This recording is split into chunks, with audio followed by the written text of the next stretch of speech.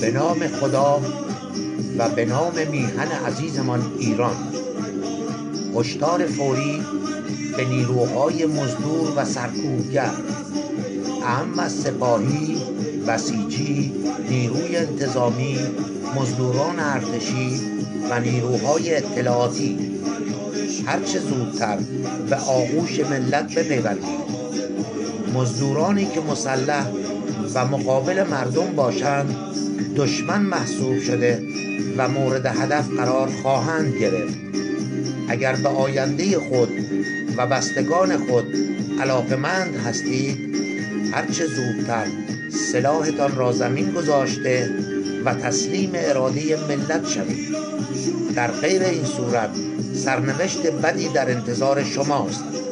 پاینده باد ایران، درود بر آزادی، نابود باد جمهوری اسلامی.